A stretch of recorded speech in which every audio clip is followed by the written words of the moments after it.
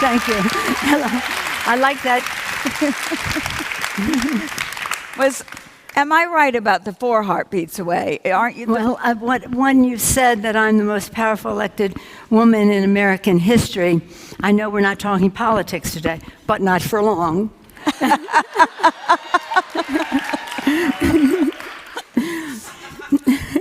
You have, in your long and political career, observed women leaders and been a women leader. And what we could benefit so greatly from now when we hear stories like Hala shares. Is she wonderful? What is the case we make for women's leadership and why it's so needed and how it's different? Well, first of all, let me humbly and respectfully associate myself with Hala's remarks. Wasn't she wonderful? And thank you, Pat. Anytime Pat calls, we all follow because she's been such a leader on all of these issues. And you are a role model to many of us as well. Thank you, Nancy. When I was speaker and as leader, but especially as speaker because that's really the second most powerful position in our country, people would say to me after meetings, do you realize how different this meeting is than it had been conducted by a man? And I think that's because women are intuitive, women are respectful of other views, women listen, women learn, but women are ready to use their time well. And I think this is about time. So I always say to women, know your power. When you set out on a course, be sure of your purpose and your vision as to what you want to achieve. Know your subject so that you have judgment that is respected. Have a plan. Think strategically. If you do all of these things, you will attract support, but if you do all these things, you will also use your intuition to act.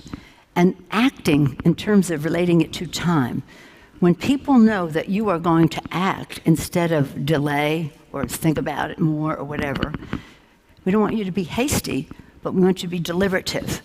When people know that women have confidence in their vision, their knowledge, their judgment, and the plan that they have to get the job done, and that they're going to act, their leadership will be very, very respected, and people will not try to destroy your options while you take more time.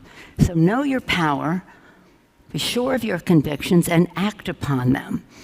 Don't waste any time giving other people a chance to undermine your vision, your knowledge, your judgment, your values in any decision. Such good advice. And I was thinking how great it... Oops. You're interrupting the Speaker of the House. You couldn't hear anything I said?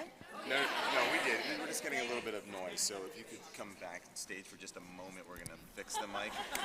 Sorry. We can't do it right here? Who can? Come on out. Do it right here. Why don't we continue while he does it? She has just a few things to do today. Can you imagine taking time out in the middle of what we all know is a historic campaign?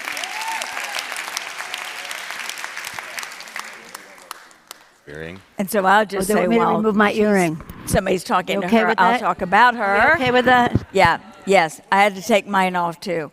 These mics. I'm off. Yeah. Yes. Thank you so much. Don't go far.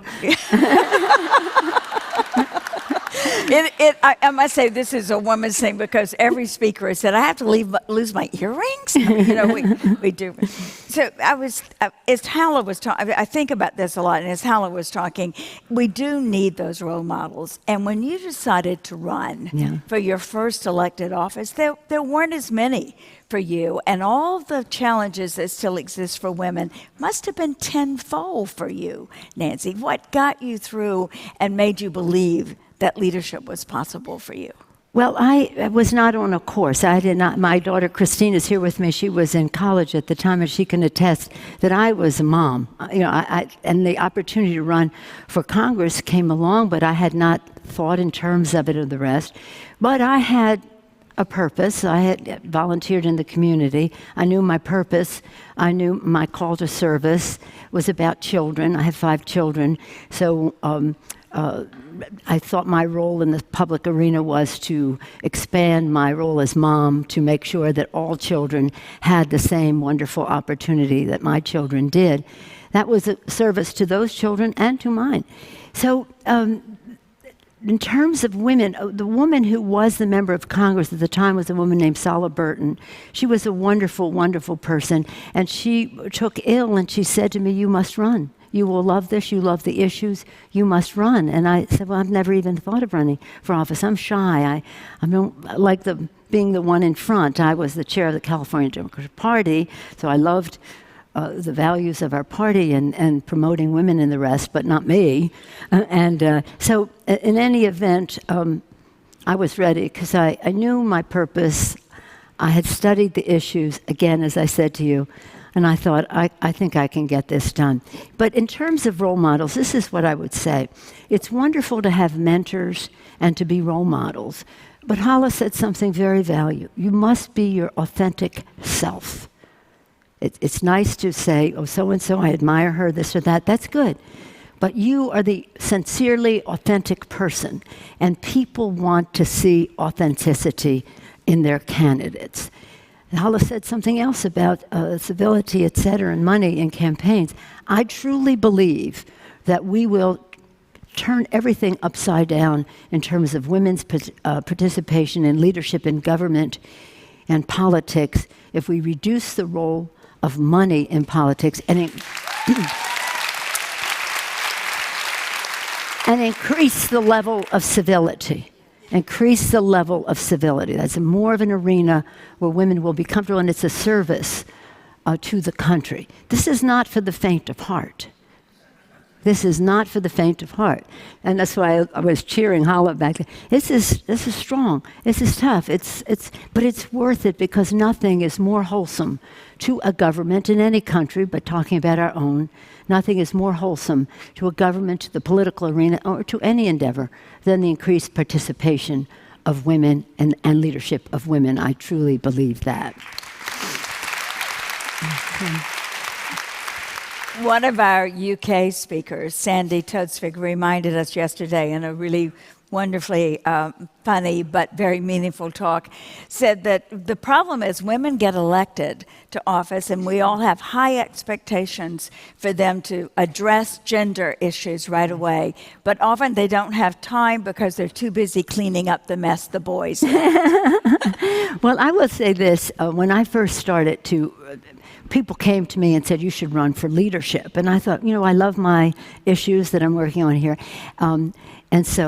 But we had many more women because that was a decision we made to elect many more women to Congress. And the women were urging me to run, as were others.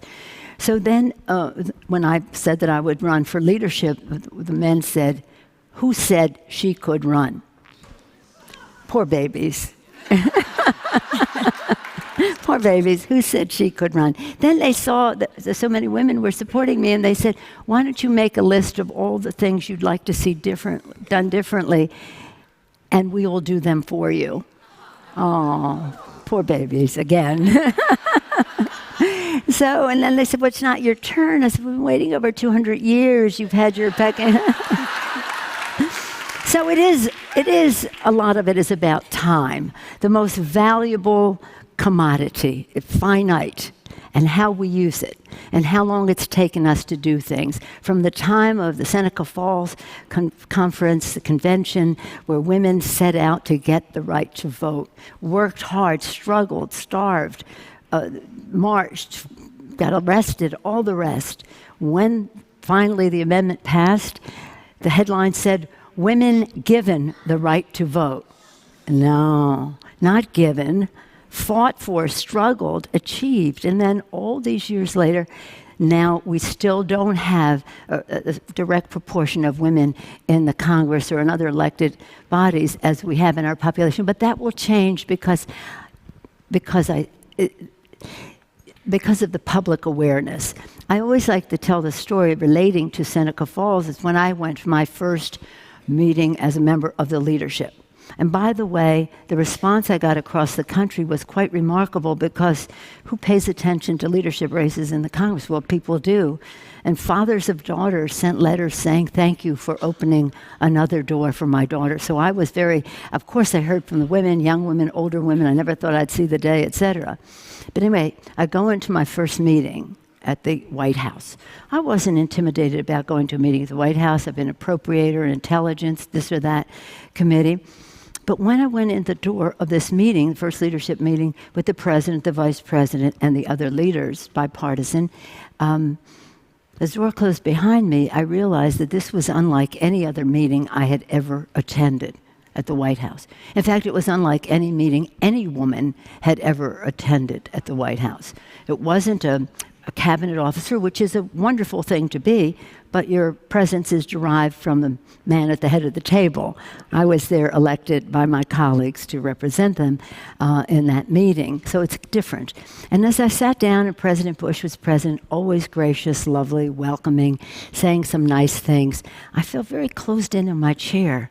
It was like it was weird. It was so tight. And then I realized that on that chair was Susan B. Anthony, Elizabeth Cady Stanton, Lucretia Mott, Alice Paul, Sojourner Truth. They were all in that chair with me. I do. They were. And then I could hear them say, at last we have a seat at the table.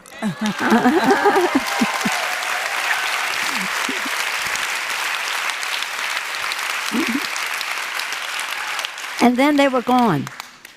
But imagine standing on the shoulders of those courageous, that word that Hala used, courageous women, and then realizing that others will be standing on our shoulders, and some of you are here. So know your own power, be your authentic self, use your time, that finite quality, to be ready when the time comes. And hopefully, I always say, for some people it seems inconceivable, to others it is inevitable. Let's just shorten the distance, the time between the inconceivable and the inevitable, that we will have many more women in power, and soon. Leader Pelosi. We all are, we hope you're right, and we believe you will be. And part of why we hope you're right is that these are perilous and dangerous times. Over the period of time we've been together in TEDWomen, we've talked about many of the issues that are so much about a globally engaged conversation going on now about race, about gender, about violence, about immigration, about hate crimes, all the things that we see in the newspaper every day that make us long for a different kind of leadership. If you had all the power in the world, we'd give it to you, by the way. If you had absolute power, what would you do now as a leader? Well, how about that? Well, here's the thing. No one has all the power in the world, and that's the beauty of democracies and the rest. And the part of it all is to know your values, be driven, act upon them, be driven by them, but part of your value system has to be respectful of other views as well. In terms of the role of government, the timing of change, and the rest of it. And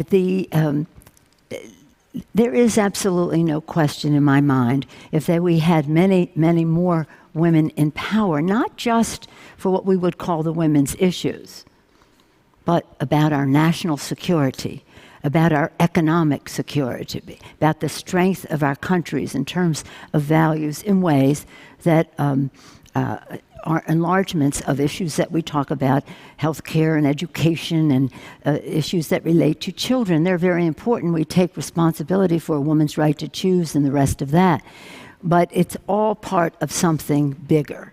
It's about creating government and societies that are respectful of the voices of the people in their countries.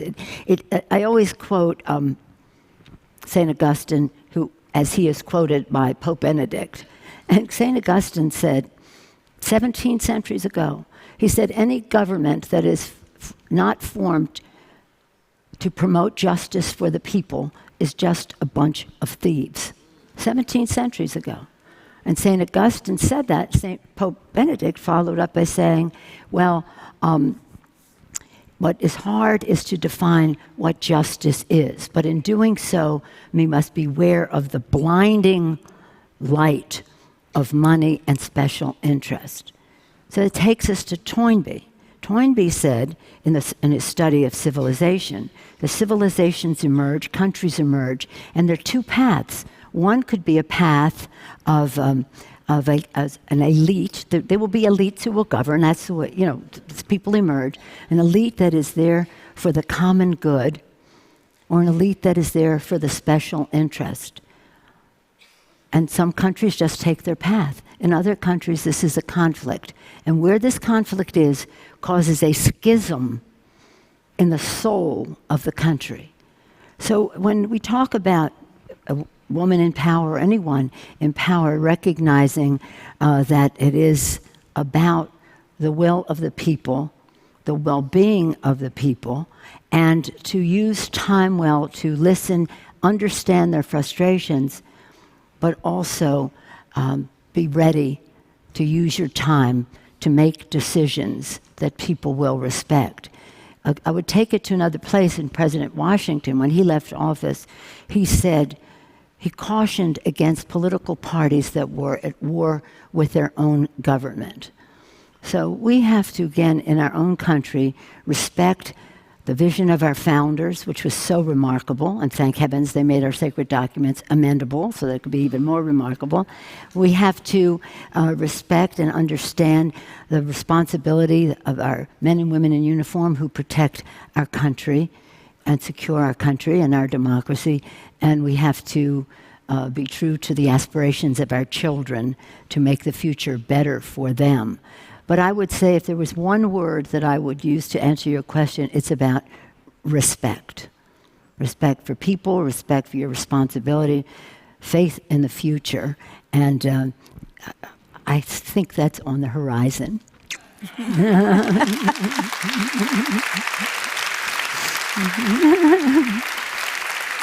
I would like to say on behalf of this audience and grateful men and women everywhere, in this country and around the world, for the way in which you have modeled yourself as a woman leader and the way in which you have led for women. Thank you. I thank you very much. Thank you all very much. I didn't get around to paid family leave. We're talking about that. We did. Thank you, Nancy. Thank you all very much.